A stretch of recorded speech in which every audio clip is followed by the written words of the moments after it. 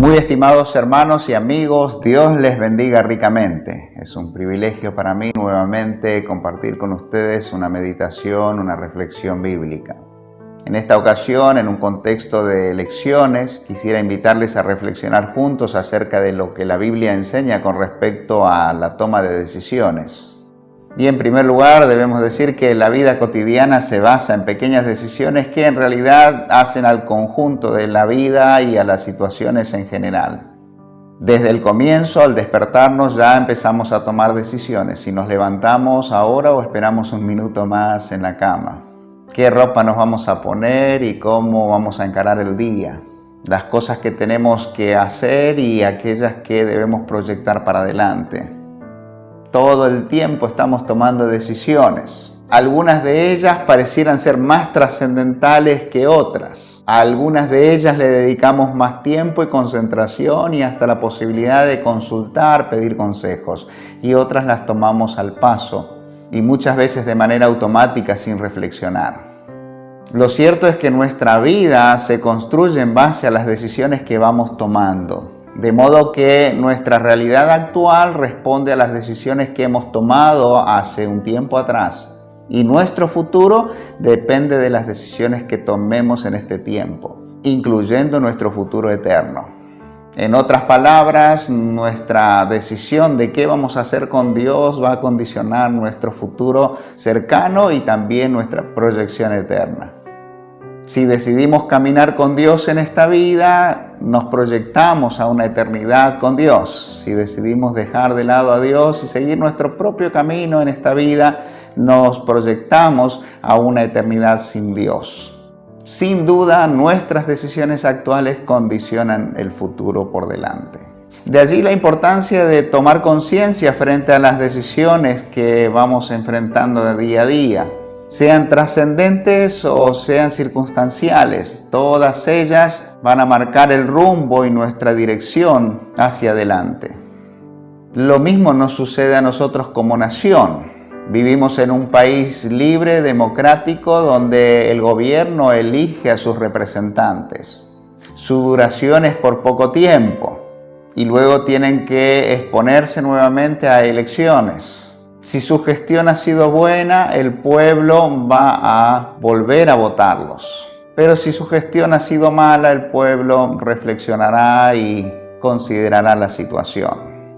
Ahora es interesante notar lo que dice la Biblia con respecto a esta realidad. En primer lugar, dice la Biblia que Dios es el que gobierna por encima de todas las cosas. Él es el gobernador supremo.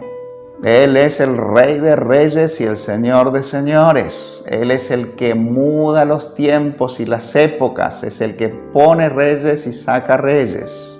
De modo que nada es azaroso en esta vida, sino que todo está dirigido y gobernado por el Señor. Y aún los gobernantes que asumen el poder y ejercen autoridad sobre el pueblo son puestos por Dios.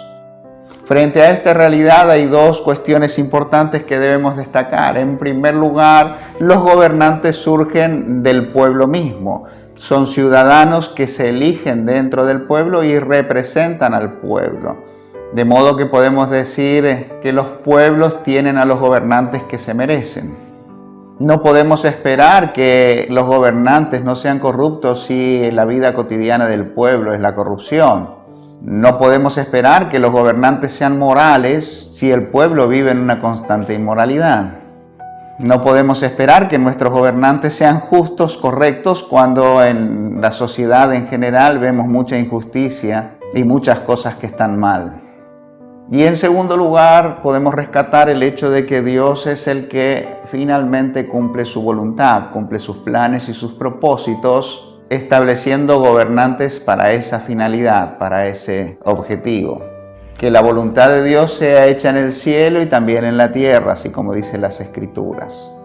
Ahora es interesante notar porque los gobernantes cuando asumen, ellos juran por Dios y por la patria, que Dios y la patria los demanden. Y en este sentido se exponen entonces a que la patria, el pueblo, la sociedad juzgue sobre sus acciones, sobre su desempeño político y el cumplimiento de todo lo que han prometido. Si bien hay una realidad que tiene que ver con nuestro contexto y el pueblo que tiene memoria frágil, que no recordamos generalmente las cosas que han prometido y que no han cumplido, generalmente el pueblo vota a conciencia, ejerciendo su derecho y su obligación de participar en las elecciones. Así que en este marco de elecciones quiero animarles a participar libremente de su voto, haciendo uso de este derecho con conciencia y con vocación cristiana, es decir, a elegir a nuestros gobernantes siguiendo los patrones y los criterios y los principios que la Biblia enseña con respecto a eso. Y luego comprometernos en oración por aquellos que salen electos, es decir, aquellos que son elegidos por el pueblo o que son puestos por Dios para gobernar a la nación, poder orar por ellos, para que Dios les dé sabiduría y ellos puedan ser instrumentos de bendición, canal de bendición para que vivamos quieta y reposadamente, cumpliendo con la misión que Dios nos ha encomendado. Pero en este marco de elecciones, donde tenemos que tomar decisiones con respecto a las diferentes propuestas que tenemos frente a nosotros, es interesante que evaluemos nuestra situación particular, en dónde ponemos nuestra confianza como cristianos, como hijos de Dios. ¿Pensamos que la solución realmente vendrá de los gobernantes que se elijan? ¿Que ellos tienen las respuestas a todas las situaciones que se plantean a nivel social, cultural, ideológico? ¿Pensamos que ellos tienen la respuesta a toda la situación complicada en lo económico? ¿Pensamos que si gana tal o cual candidato estaremos mejor o peor? En otras palabras, ¿en qué descansa nuestra confianza? ¿Cuál es la base de nuestras decisiones? ¿En dónde enfocamos nuestra vida? ¿Acaso nos apoyamos en las personas y en los sistemas de política y de gobierno? ¿Acaso confiamos en el brazo de carne que puede resolver todas nuestras cuestiones personales y sociales? Si es así, tenemos problemas, porque nos estamos apoyando en algo que es endeble, en algo finito, limitado, en algo que tiene vigencia por poco tiempo y que generalmente suele fallar, suele faltar a la verdad. Por eso la Biblia nos exhorta a todos nosotros a confiar en Dios por encima de todas las cosas, a saber que todas las cosas dependen de Dios, que por Él estamos vivos, estamos en pie y podemos seguir adelante, que por Él y gracias a Él tenemos salud, tenemos trabajo, y tenemos el pan sobre nuestra mesa y aún para compartir con otros. Poder entender que en definitiva sin Dios en nuestras vidas no somos nada y nada podemos hacer, pero con Dios todo es distinto. Aún las cosas más simples de la vida tienen sentido y experimentamos la gracia de Dios de una manera muy particular. Te invito a ver lo que dice la Biblia con respecto a este asunto. El profeta Jeremías en el capítulo 17, versículo 5 en adelante, dice así: Así ha dicho Jehová, maldito el varón que confía en el hombre y pone carne por su brazo, y su corazón se aparta de Jehová. Será como la retama en el desierto y no verá cuando viene el bien, sino que morará en los sequedales, en el desierto, en tierra despoblada y deshabitada. Bendito el varón que confía en Jehová y cuya confianza es Jehová, porque será como el árbol plantado junto a las aguas, que junto a la corriente echará sus raíces, y no verá cuando viene el calor, sino que su hoja estará verde, y en el año de sequía no se fatigará, ni dejará de dar frutos. Un hermoso pasaje de las Escrituras que hace referencia a una realidad, que hace referencia a la necesidad de tomar una decisión trascendental en este momento, en esta vida, en este tiempo que estamos transitando. Vos y yo tenemos que decidir sobre qué vamos a depositar nuestra confianza, dónde vamos a poner nuestra fe. Y tenemos dos opciones: poner la fe en Dios o poner la fe en cualquier otra cosa que no sea Dios. Poner la fe en las personas, en los políticos, en los gobernantes, O aún poner la fe en nosotros mismos creyéndonos capaces de salir adelante por nuestras propias fuerzas, que somos gladiadores preparados y entrenados solamente para vencer, que tenemos las fuerzas necesarias para salir adelante en nuestras luchas, en nuestras pruebas, en nuestras dificultades, en nuestros problemas. Pero también podemos confiar en otras cosas que no sean las personas o nosotros mismos, como por ejemplo cábalas. Vemos que muchas personas se manejan por cábalas. Los futbolistas que deciden entrar a la cancha con el pie derecho, hacer la señal de la cruz, tocar el pasto. Los actores en el teatro, no decir ciertas palabras, no usar determinados atuendos o ropas o colores.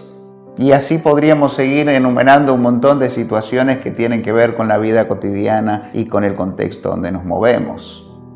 Así que podemos confiar en los políticos, podemos confiar en nosotros mismos o en las cábalas, pero también podemos confiar en las religiones, creyendo y pensando que las religiones nos pueden salvar de las diferentes situaciones. Y la verdad es que las religiones no salvan. El único que puede salvar es Dios.